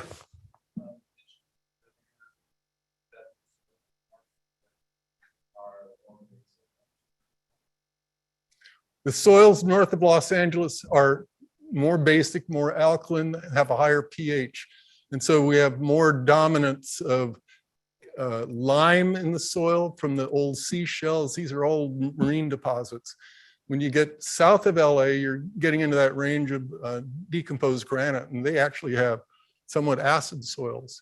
But you know, the coast range from here north up to San Francisco are characteristic of marine deposits. Oh, any other questions? With all this leaching that we're doing to move salts, do you ever come into an issue with phytophthora or over irrigating? I know you said reclamation 1 time a month, maybe to put on between 20 to 40% more water. Are there times where that can go backwards and you can have root rot and issues? Yeah, when is too much water? Too much water. And yeah, avocados, if you're an avocado grower in California, you're probably a better irrigator than just about anyone else, because if you don't do it right, you kill your tree, right? And so it doesn't matter whether you've got, you know, rootstocks that are resistant to phytophthora, they will still die if they're overwatered. And so it's always becomes an issue of putting on the right amount at the right time and so on. So, you know, go out there with your trowel, shovel, soil tube, and if you can squeeze the soil and it retains the shape of your hand, you can see the lines in your palm, there's still adequate water. And so when you irrigate, then you want to make sure that and your intention is leaching. You want to make sure that the water goes down at least 18 inches, 2 feet, because that's going to move the bulk of the salts and the nitrogen, you know, out of that main root system, root zone. Okay. Okay. So just because you can measure it, I've showed you a whole bunch of terrible soil analyses. We can measure all kinds of things, but the things that are important are sodium, chloride, boron, pH, and SAR, salinity, okay? So you're looking for problems in both soils and water reports. There are no really good fertility management recommendations that come from soils reports. They work really well for asparagus and strawberries and broccoli and, you know, short season crops. The thing about tree crops is that they store nutrients in all parts of their system, in the leaf, the stems, the branches, the roots, and so on. And you can't really anticipate where that stored nutrient is going to come from. And that's where leaf analysis becomes important. So leaf analysis integrates all these things: the sun, the water, the soil, disease, crop load. It doesn't tell you necessarily why that plant has a low nitrogen content. It just tells you that's what you got to look out for. You got a low nitrogen, why? That's up to you to sleuth out. It tells you what to look for. So it's, you know, the thing you want to look out for, number one, always is the irrigation practices, how frequently and how much you're putting on. Okay, so this is a table that shows a study that we did where we harvested avocados, whole avocado trees. We cut the trees down and broke it into different parts, into the fruit, into the branches, into the stems, into the bark and roots and so on. And in one tree, these are 25-year-old trees. There is, some nitrogen that's in the fruit. But if you looked at on a 10,000 pound crop coming from this orchard, there was only 30 pounds of nitrogen in the fruit and 55 pounds or 50 pounds of potassium in that fruit. So oftentimes we're not putting on enough potassium. Okay, this is a rough proportion that's true of all CAS fruit. And Fuerte is a little bit less. Gem is a little bit more because they're so productive. And this is a neat little table that you can enter data into at avocadosource.com. You can put in your expected yield, and it will tell you exactly how much nutrients are in that fruit that's going to come off that crop.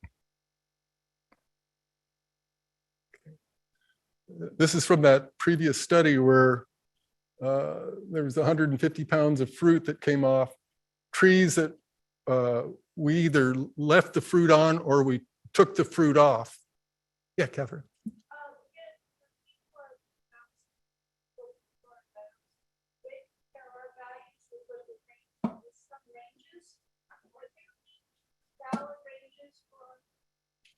So the question is, are there valid ranges, what we call optimum ranges? And a leaf analysis is exactly that. It's telling you, you want to be in that sweet spot of 2.2 to 2.4% nitrogen in the leaf. And so if we sample in this late fall, or excuse me, late summer, early fall, and that's, I'll show you some data. That's when the nitrogen is coming down, potassium is coming down, zinc and iron are going up. And it's that window right there that tells you, oh, this is where things are kind of stable. And you just need to be within that range. You don't have to be high on the range or low on the range. You just have to be in that ballpark.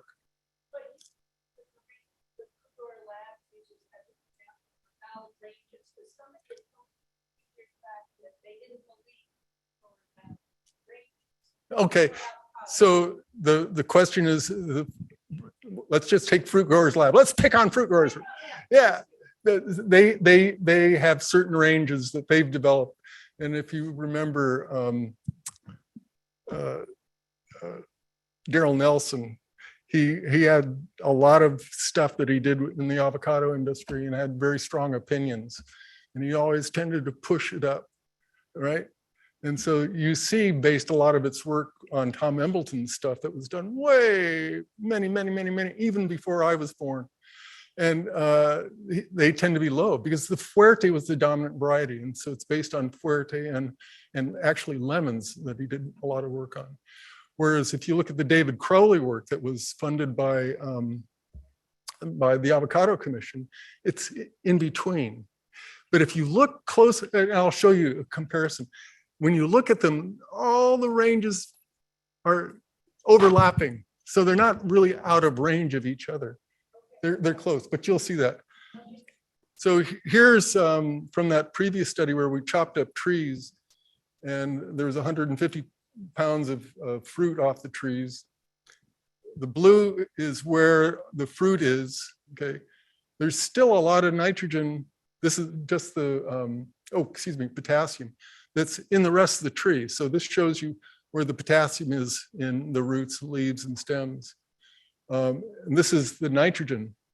So the blue again is where the nitrogen is in the fruit. There were a few pieces of fruit out there that we couldn't catch.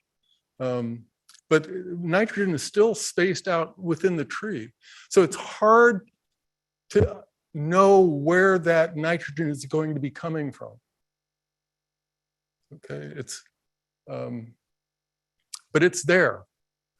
And we were talking a little bit earlier about getting nitrogen into the tree or nutrients into the tree when the soil is warm. So, you know, broadly, March through October is when we put nutrients onto the trees here. And you want to go into winter time full.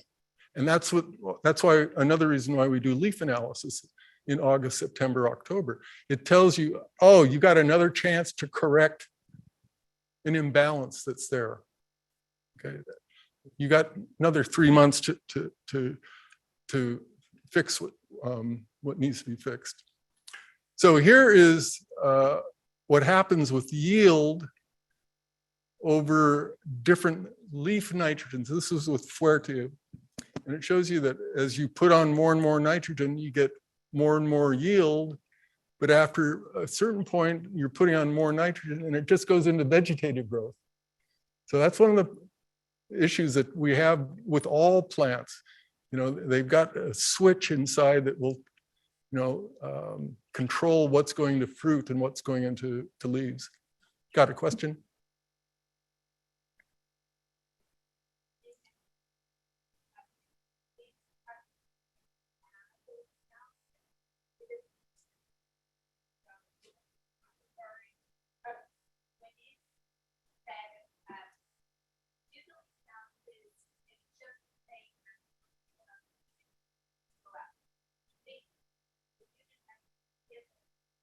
Analysis or some kind of test, it gives you time to fix it. So what's your best way of knowing how to fix it? So if I see that I have a zinc deficiency, I'm not going to go out and pour a bunch of zinc on, but how do I figure out what I'm supposed to fix? Because it doesn't seem like it's a quick answer. I don't know. Okay, so Does that make sense? you're looking at when the tree is growing, and that's usually when the air is warm and the soil is warm. So you still have time after a leaf analysis to correct the problem. You look at the tree. How is the tree doing? What is the crop load? How much vigor do I see in the tree? Now, zinc, especially zinc and iron, if you put it down when the soil's cold, you won't get any uptake. It's analysis. Like say we do ours in October. So we got our results and it shows that we're short on zinc. But the answer for us, I thought from when Danny was talking, is that we wouldn't immediately go out and just put on zinc to correct the zinc issue. So how do we figure out what the best, and is there time in that window to figure out before winter sets in? Yeah, you still have time. I don't think you were saying that after leaf analysis, you shouldn't put zinc on. Were you, Danny?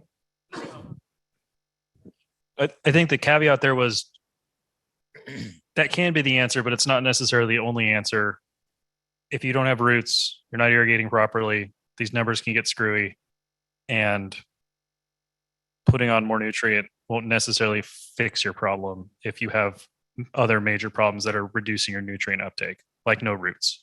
That's the most obvious issue I could think of. So he's talking about looking at the whole plant and diagnosing, oh, what's my number one problem, number two, number three, and just going down the list and correcting those. Yes, there's still time. As long as the soil is warm, you can get zinc uptake. So here is that chart that shows this is potassium, nitrogen over time, and magnesium, zinc, and so on going up with time. And so right here is right where we're looking at our sampling. Okay, it's when things are a little bit flattened out. So if we were to sample too early, we'd get an idea we had way more nitrogen than we would later on. So this is when, you know, nutrients are being diverted from other parts of the tree into the fruit. That's when we're getting this leaf expansion or the fruit expansion going on.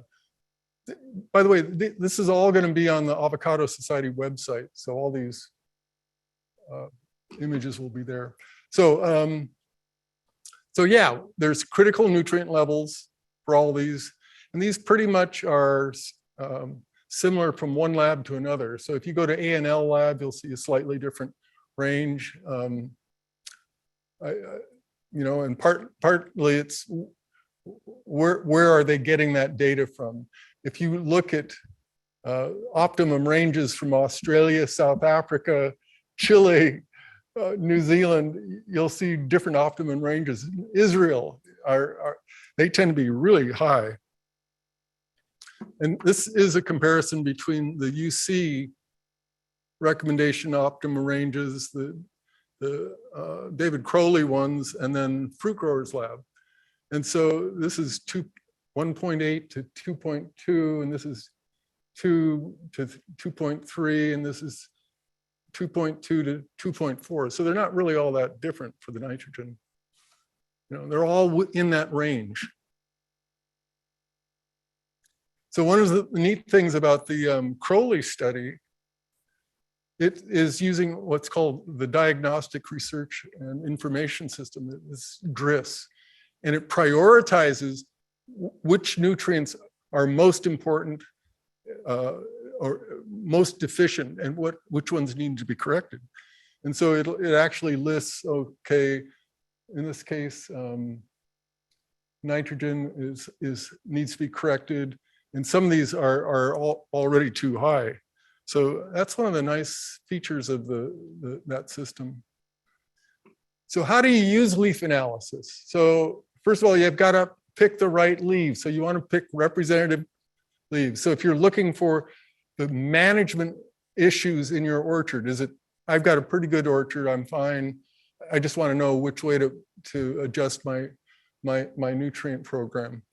If you want to know why these 10 trees are not doing well, analyze those completely separately from the rest of the orchard. Okay, so you're picking out leaves that come from different quadrants of the tree, because south side is going to be different from north side. And you're collecting about 20 to 40 leaves per management area. And this is where some of these labs differ. Some will recommend 80 to 120 leaves per management block. You send these in, you want to make sure that the leaves are washed. Not all labs wash their leaves. Now, if most of us soil is either iron, silicon, oxygen, or aluminum. So if you're interested in iron in your leaves, if you have any dirt contamination, you're going to get a high reading, and you're going to go, oh, I don't have any problem with iron. But you don't know that unless you've washed off the dirt. So you want to make sure that they clean the leaves before doing the analysis. And so you're sampling the leaf from a non-fruiting branch that's from the spring growth. So these are often called fall leaf flush, but it's actually the leaf that came off in the spring. It's grown out. So it's a 4 to 6 month old leaf. So that's the one that's been stabilized when these different nutrients are kind of leveled off.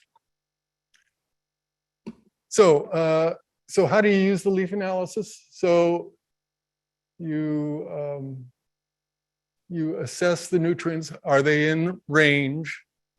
If you want to look at the yield, is there a lot more fruit than last year? What is your program that you had last year? Were you putting on 80 pounds of nitrogen, 100 pounds, 120, 150, 200? And you can adjust it down, because remember, much of the nitrogen and potassium in a tree is going into the fruit. So if you don't have any fruit, there's no need to put that nitrogen on or potassium. Another thing to keep in mind is that there are interactions between or among different nutrients. So for potassium, if you put on too much calcium, magnesium, you can impede the uptake of potassium. So just putting on gypsum for making you feel good is not a good idea. Sodium, you can counteract sodium to a certain extent with with potassium, put on an extra load of potassium. Phosphate, putting on phosphate, there's no demonstrated actual need deficiency of fruit trees in California. There is no demonstrated phosphorus deficiency symptoms in fruit trees in California. And so if you're putting on a lot of phosphorus, you're going to have problems with uptake of zinc, iron, and copper.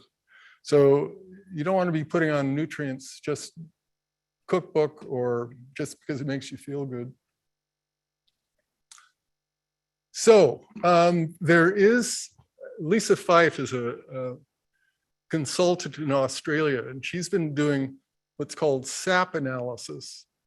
And this has been around for at least 25 years. And this is as opposed to when you're doing tissue analysis or leaf analysis, you take the whole leaf, petiole and all, you wash it, dry it, put it through the grinder, you get the measure of the calcium that's in the cell walls, you get the measure of what's in the cell itself, what's in the sap.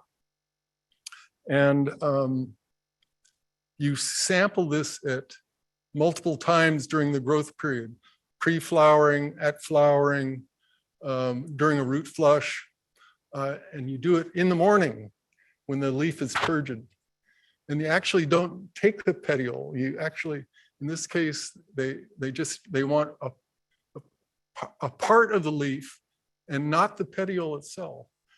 And this has been used by a lot of kind of specialty crop growers like cannabis.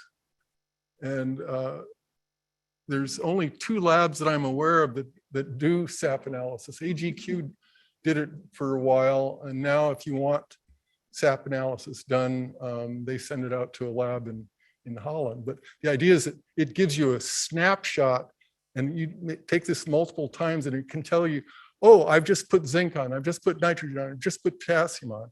Has it shown up in the leaf now? So it can be helpful in telling you whether what you're putting on is actually getting into the tree. And so this is the main benefit. And so it gets to that heart of, is my root functioning? Is it the root?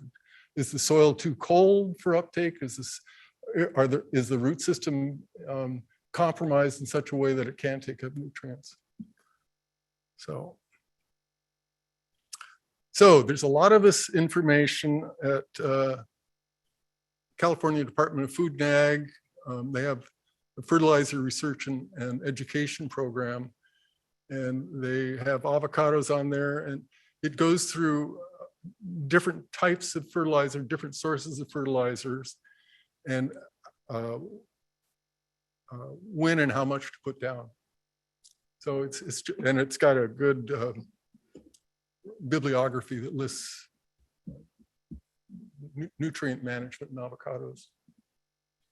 Again, this is going to be on the Avocado Society website.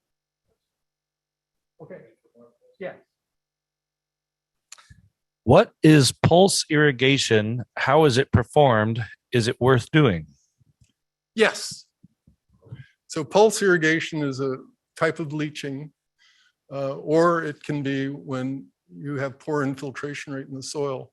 And so what you've decided you want to put on 12,000 gallons of water, you can break this into 2 applications. You put on 6,000 gallons, then you let it infilter, and then you put another 6,000 gallons on. So you get that total amount on, but it allows all the water to move through the little hiding places for salt. And so it allows it to fuse out into the main channels. And then when you do the second pulsing, it removes that salt. So it's a much more efficient way of doing salt removal. My laboratory suggests using an elevated nitrogen level for my leaf analysis standard to mitigate the high levels of chloride in our trees. It seems to help. What is your opinion? Also, using nitrate nitrogen to compete with chloride uptake, is it a good idea? Yeah, so the idea is here that you're this, you're diluting the chloride. You're having the competition from the negative charge nitrate to prevent uptake of chloride, but you're also giving it added growth so that any chloride that it takes up is diluted within the plant. That works. It works for boron too. But if you're in San Luis Obispo, that might not be a good idea because of the issues of groundwater contamination. So. What about pulsing acid to a pH of 5 to 6 prior to zinc injection? How long before zinc or inject together? You can inject zinc with an acid solution. You can inject an acid solution and then follow that up with zinc. Zinc gets pretty rapidly precipitated as a solid after about a few weeks. So you've got just a short period of warm soil when it's in that solution to get uptake. So, you know, all depends on what the pH is and the texture and the temperature. But you want to do them both within about the same time. The longer one waits with poor quality water, the better, but with good quality water, how long does one wait after a good rain? Oh, you're so lucky to have good quality water. You know, again, you go out and you texture the soil. Does it hold its shape? If not, it's time to water. So that's all part of water management.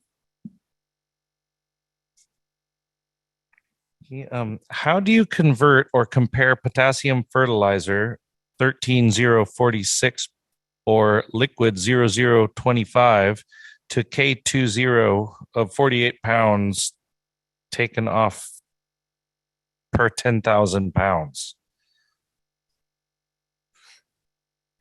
I don't know. Can you do the conversion, Danny? It was 0. It's 46 and 22. Once again, it was, how do you convert or compare potassium fertilizer 13046% or liquid 0025 to K20 of 48 pounds taken off per 10,000 pounds?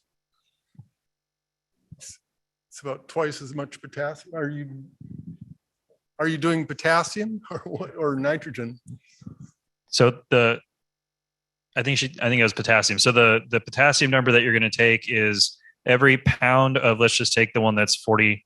That's it's 13049, the potassium nitrate, whatever it was. Yeah. The first one you gave is potassium nitrate, and I don't remember, the other one's 20%. So for every pound of that product you're putting out, you're getting half a pound of potassium, which is K2O, which is how fertilizer analyzes potassium. So K2O, half a pound per pound of the potassium nitrate, the 13049 or 0.49 pounds. So then that's how much of that. And then if you wanted to have a direct conversion for replacement math, which I don't necessarily is not a 1-to-1 equation, but if that was the question, so we'll answer it. So then if you're going to do, what was the conversion that they had? For how many pounds of potassium per 10,000? How much K2O? 48 pounds taken off. So, okay, so 48. So then you do, so it'd be 96 pounds of the potassium nitrate would equal your crop removal number. And I don't want to do the math on the 20% one. So. Thank you. Okay. Or, can you, Ben, visually distinguish a tree within the optimal nitrogen range compared to a tree below or above? I had a teacher in college who worked with prunes, and I helped on a lot of harvests, and he'd go, that's 2.2, that's 2.3, that's 2 point, that's 1.9. You can do it. I can't. But I was down in San Diego not long ago, and I saw leaves that big that were dark green. And I bet you that was 3% nitrogen. So, I mean, and if it's yellow in midsummer, it's going to be under 2%. So I can do the extremes. Can one do pulse irrigation manually? Yes. Yeah. Pulse irrigation is simply turning it on and off. It can be done manually, or it can be done with a timer on your pump. Yeah.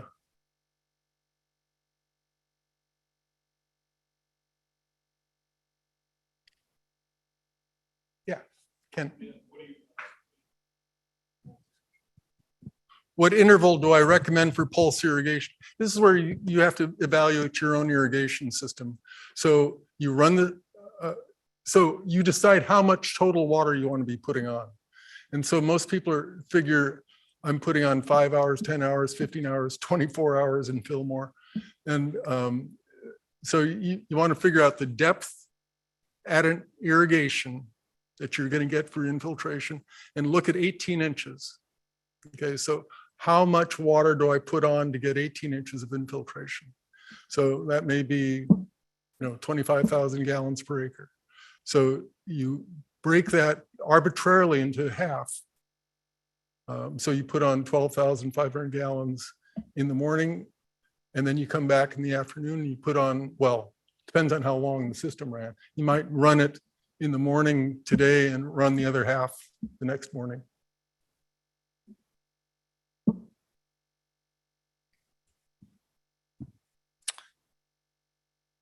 Want to jump in? What is in a grove to incorporate leaf litter? I hate it. Why would you do that? That's murder. Disking is, I mean, you could do it on a young tree, but anytime you're out there disking, you're cutting up roots, you're getting problems with spreading root rot and opening wounds. I wouldn't do it.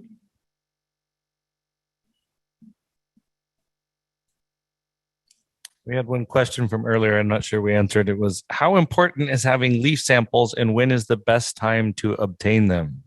Leaf samples are end of the summer, early fall. And you do it once a year. Every year is different.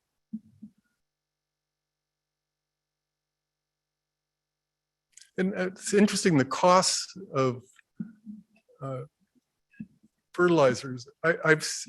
I saw triple 15 or triple 16, can't remember what, where the nitrogen was cheaper than it was when it was converted to urea. So normally more concentrated, it's cheaper. But there's a lag in supply or something like that. It got stuck in. Yeah. So so you need to shop around every year.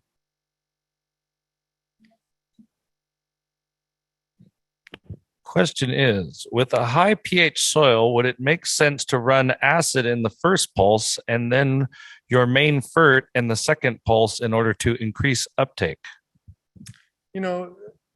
Most fertilizers are better taken up in a pH of about between 6 and 7. So yeah, running an acid prior in a pulse system and then putting on your nutrients after that, as long as you can flush the system and get it out of the system by the time you turn the system off. Yeah.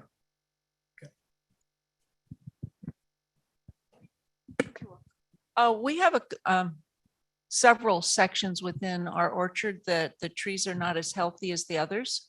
Is it too late or too early to do specific leaf analysis in those bad sections, or do I have to wait till the fall to see what they look like? Well, that's a good question. So again, what is the standard? I know numerous people have taken leaf samples throughout the year, and you consistently get this high and low ranges of the macronutrients being high in the early on and micronutrients being low, and then they change later on. So what is the standard that you're comparing it to? In that case, I'd actually look at the tree. What are the symptoms? So nitrogen deficiency has a very characteristic symptom. Potassium is very characteristic. Iron, zinc are all very characteristic. If you're having problems with micronutrients, start looking at the roots. So why are you not getting uptake? Is your pH too high? Well, that may be the reason, but it may be, Phytophthora, and Phytophthora is endemic around here. So, running one of the phosphorus acid materials is always a good idea.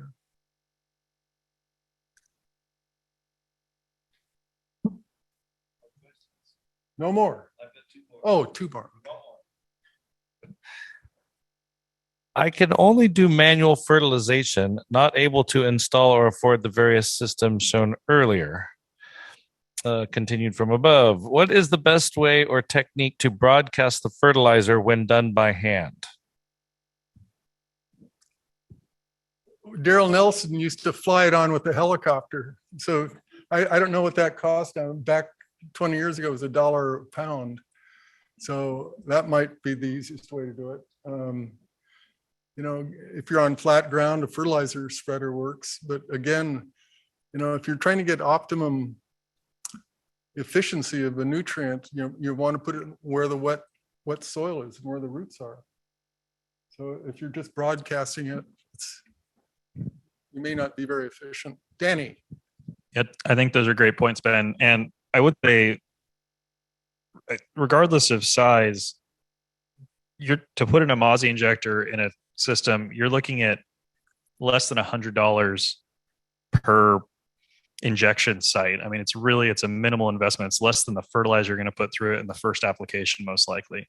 So it's really cost effective, especially if you go cheap and get the one off Amazon that's super cheap and you're okay replacing it every year. You can get the whole deal done for probably under $50, especially if you're at a smaller scale. So putting out a liquid application is going to substantially improve your fertility application and save you a bunch of time, because your main option is put fertilizer in backpack that's backwards and throw fertilizer under trees in the wet pattern of the tree. So that's my add-in, I guess. Yeah. I mean, issues come up sometimes about backflow preventers and stuff like that. And, if you're on 1 acre, you should be able to do that in 2 hours on Saturday morning, spreading it. So.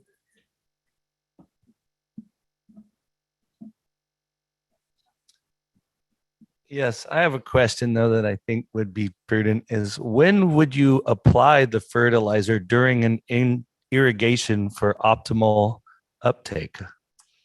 There's the 1/3 principle. You run the water for 1/3 of the time, then you inject for 1/3 of the time, and then you run clean water. So you don't want to leave it sitting in the irrigation system.